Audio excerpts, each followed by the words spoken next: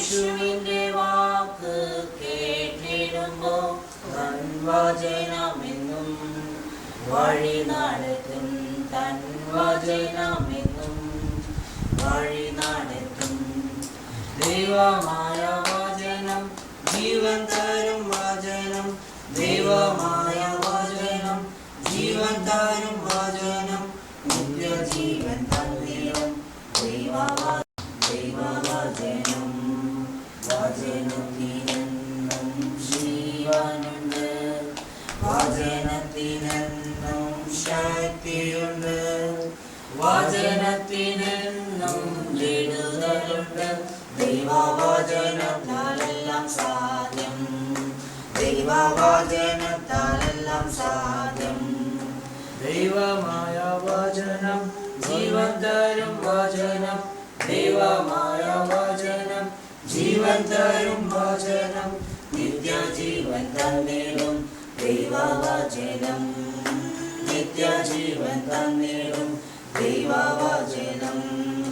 കാലുകൾക്കെന്നും ദീപമായി, പാതയ്ക്കെന്നും പ്രകാശമായി, എന്നെ ദിനവും പരിപാലിച്ചിടും, എന്നെ നിത്യതയോളം വഴി നടത്തും, എന്നെ നിത്യതയോളം വഴി നടത്തും. ദൈവമായ വചനം ജീവൻ തരും വചനം, ദൈവമായ വചനം ജീവൻ തരും വചനം, നിത്യജീവൻ തന്നിടും ദൈവവചനം, നിത്യജീവൻ തന്നിടും ദൈവവചനം, നിത്യജീവൻ തന്നിടും ദൈവവചനം.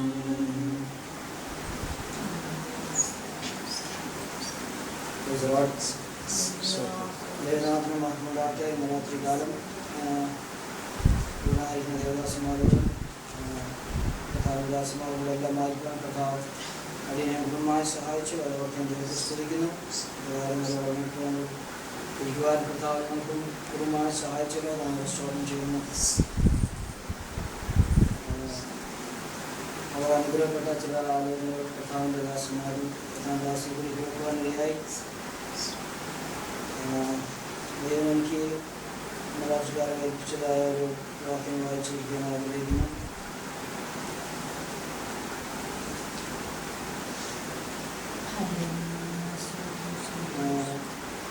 മത്തായി സുവിശേഷം 7-ാം അധ്യായം 24-26.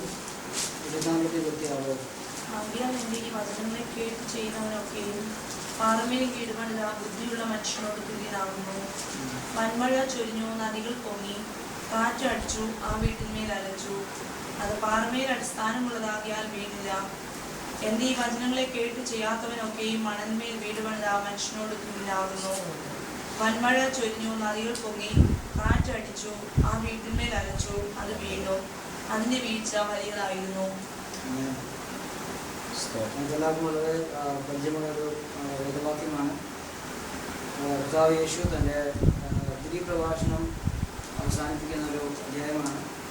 അതിൻ്റെ 5-7 അധ്യായങ്ങൾ വളരെ പ്രധാനം ഉള്ള ചില വാക്യങ്ങളാണ് അത് കർത്താവ് പറയുന്നത്. നമുക്കെല്ലാവർക്കും അറിയാം, ദൈവത്തിൻ്റെ രാജ്യത്തിൻ്റെ നിയമങ്ങൾ അടങ്ങിയിരിക്കുന്ന 3 അധ്യായങ്ങൾ നമുക്ക് കാണാൻ സാധിക്കും.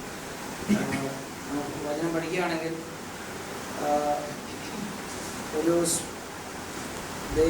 രാജ്യത്തെ പറ്റി അറിയിക്കുവാൻ വേണ്ടിയാണ് കർത്താവിനെ നമുക്ക് അയച്ചത്.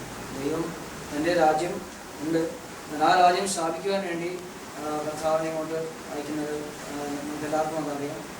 ആ രാജ്യങ്ങൾക്ക് ചില നിയമങ്ങളുണ്ട്. നമുക്കെല്ലാവർക്കും അറിയാം, നമ്മൾ ഈ ഭൂമിയിൽ ജീവിക്കുമ്പോൾ ഓരോ രാജ്യത്തിനും അതിൻ്റെതായ നിയമം ഉണ്ട്. ഇന്ത്യ എന്ന രാജ്യത്തിന് അതിൻ്റെതായ നിയമങ്ങളുണ്ട്. ഇപ്പോൾ ഞങ്ങൾ പോയി താമസിക്കുന്നത് UAE-യിലാണ്. അവിടെ പോയി ചെല്ലുമ്പോൾ ഇവിടുത്തെ നിയമങ്ങൾ കൊണ്ട് അവിടെ ജീവിക്കുവാൻ സാധിക്കില്ല. അവിടെ ആ രാജ്യത്തിന് അതിൻ്റെതായ നിയമങ്ങൾ ഇരിക്കുമ്പോൾ എനിക്കൊരിക്കലും പറയാൻ പറ്റില്ല എനിക്ക് വേറൊരു രാജ്യത്തുണ്ട്, അതുകൊണ്ട് അത് വെച്ച് എനിക്ക് ജീവിച്ചാൽ മതി എന്ന് പറയാൻ സാധിക്കില്ല. അവിടെ ജീവിക്കണമെങ്കിൽ ആ രാജ്യത്തിൻ്റെ നിയമത്തിന് കീഴിൽ ഞാനായാൽ മാത്രമേ എനിക്ക് ജീവിക്കാൻ കഴിയുകയുള്ളൂ. അതുപോലെ തന്നെ വിശ്വാസികളായ നമുക്ക് ഇന്ന് നമ്മൾ ഈ ലോകത്ത് ജീവിക്കുമ്പോൾ ഇവിടുത്തെ ചില നിയമങ്ങളുണ്ട്.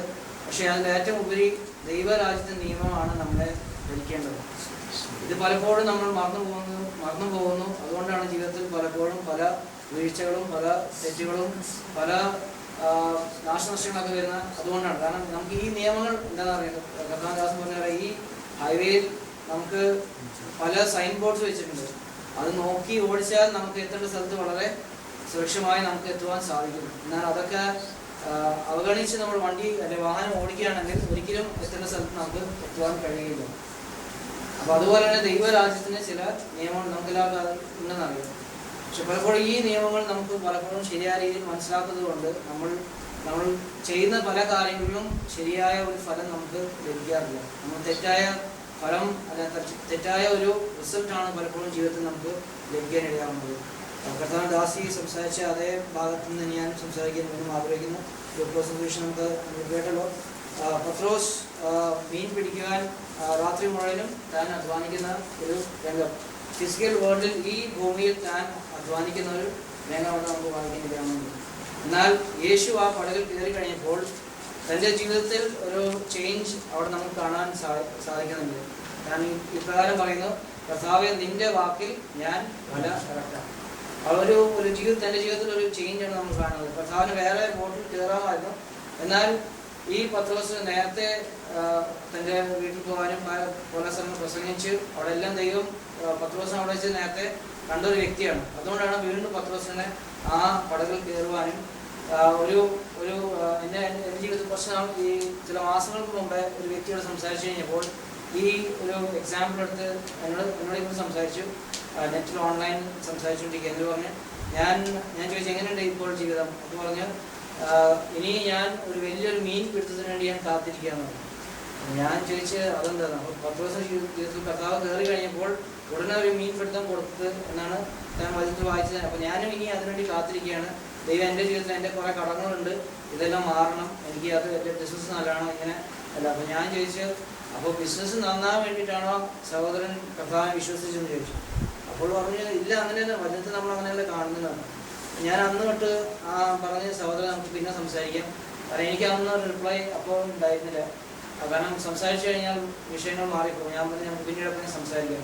അന്ന് തൊട്ട് ഞാൻ ഈ വിഷയത്തെ ഓർക്കാൻ തുടങ്ങിയപ്പോഴാണ് ദൈവം ഈ ഒരു നിയമം പഠിപ്പിച്ചത്. അതായത് നമ്മൾ നിൽക്കേണ്ട സ്ഥലത്ത് നിന്ന് കഴിഞ്ഞാൽ ദൈവം അതിന് യഥാർത്ഥമായ റിസൾട്ട് തരും. അതായത് നമുക്കൊരു സ്പിരിറ്റ് വേൾഡ് ഉണ്ട്, നമുക്ക് എല്ലാവർക്കും അറിയാം. കാണാൻ പറ്റാത്ത ഒരു അൺസീൻ സ്പിരിറ്റ് വേൾഡ് ആണ് ദൈവത്തിൻ്റെ രാജ്യം. നമ്മൾ ആ രാജ്യത്തിൻ്റെ കീഴിലാണ് നമ്മൾ ആയിരിക്കുന്നത്, ഒരു വിശ്വാസിയായിരിക്കുന്നത്. ഈ ലോകത്തിലെ വ്യക്തികൾ ഈ ഭൂമിയിൽ മാത്രം അവർ ജീവിക്കുന്നു, അവർ ഇതിൻ്റെ കീഴിൽ ജീവിക്കുന്ന അവസ്ഥയാണ്. എന്നാൽ ഈ ആത്മീയ ലോകത്ത് അവിടെയും 2 ലോകം നമ്മൾ കാണുന്നുണ്ട്. ദൈവത്തിൻ്റെ രാജ്യവും പിശാചിൻ്റെ രാജ്യവും ഉണ്ട്. ഈ അൺസീൻ സ്പിരിറ്റ് വേൾഡ് എല്ലാം സ്പിരിറ്റ് ആയിട്ടാണ് കണക്ട് ചെയ്തിരിക്കുന്നത്. അപ്പോൾ നമ്മൾ ഏത് രാജ്യത്ത് നിൽക്കുന്നോ ആ നിയമങ്ങളാണ് നമ്മൾക്ക് അതിൻ്റെ റിസൾട്ട് തരുന്നത്. നമ്മൾ വിശ്വാസം വന്നു കഴിഞ്ഞ് പിശാചിൻ്റെതായ അവൻ്റെതായ തിയറിയിൽ നിൽക്കുകയാണെങ്കിൽ നമ്മൾ ചെയ്യുന്ന പ്രവൃത്തികളുടെ റിസൾട്ടും വളരെ തെറ്റായിരിക്കും. പത്രോസ് മീൻ പിടിക്കാൻ ആദ്യം പോയി ഒരു ലോകത്തിൻ്റെതായ റിസൾട്ടിൽ തൻ്റെ ബുദ്ധി വെച്ച് താൻ കുറെ പിടിച്ചു നോക്കി. എന്നാൽ യേശു വന്നു കഴിഞ്ഞപ്പോഴും താൻ പറയുന്നൊരു വാക്യമുണ്ട്, ഞാൻ രാത്രി മുഴുവനും അധ്വാനിച്ചതാണ്. തൻ്റെ മനസ്സിൽ വീണ്ടും ആ ലോകത്തിലെ തിയറി അല്ലെ പിശാചിൻ്റെതായ തിയറിയാണ് അവിടെ വർക്ക് ചെയ്യുന്നത്. താൻ പറഞ്ഞു ഞാനിതൊക്കെ ചെയ്തു, യേശു നീ ഇന്ന് അടുത്തൊരു വാക്ക് പറഞ്ഞിട്ട് കാര്യമില്ല എന്നാണ് താൻ അവിടെ പ്രസ്താവിക്കുന്നത്.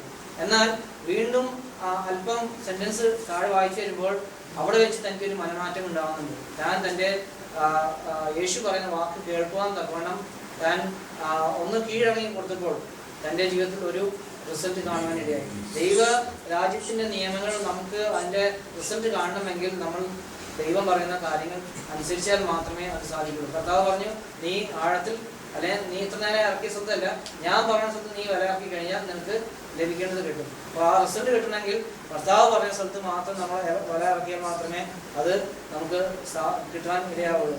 പലപ്പോഴും നമ്മൾ നിൽക്കുന്ന വചനം കാണുന്നത് കൊമ്പിൽ നമ്മൾ വസിച്ചില്ല, നമുക്കൊന്നും ഒറ്റയ്ക്ക് ചെയ്യാൻ സാധിക്കില്ല. അതിൻ്റെ അർത്ഥം ഇതാണ്, നമ്മൾ നിൽക്കേണ്ട സ്ഥലം ഉണ്ട്. ദൈവത്തിന്റെ രാജ്യം ഈ 5, 6, 7 അധ്യായം വായിച്ചു വരുമ്പോൾ പല നിയമങ്ങൾ അവിടെ നമുക്ക് വായിച്ച് നമുക്ക് പഠിക്കാനുള്ള കാര്യങ്ങളുണ്ട്. നമ്മൾ അതനുസരിച്ച് നിൽക്കുകയാണെങ്കിൽ നമ്മുടെ ജീവിതത്തിൽ നമ്മൾ എന്ത് കാര്യം ചെയ്താലും നമുക്ക് അതിന്റെ റിസൾട്ട്, നല്ല റിസൾട്ട് കാണാൻ സാധിക്കും. നമ്മൾ മത്തയ സുവിശേഷം വായിക്കുകയാണെങ്കിൽ ഒരു വൃക്ഷത്തെ അതിന്റെ ഫലം കൊണ്ട് തിരിച്ചറിയാം. ആ നല്ല ഫലം അല്ലെങ്കിൽ നല്ല ഫലം തരാത്ത വൃക്ഷമാണെങ്കിൽ അതിനെ വെട്ടിക്കളയുന്ന അനുഭവം നമുക്ക് കാണാം. അപ്പൊ അതായത്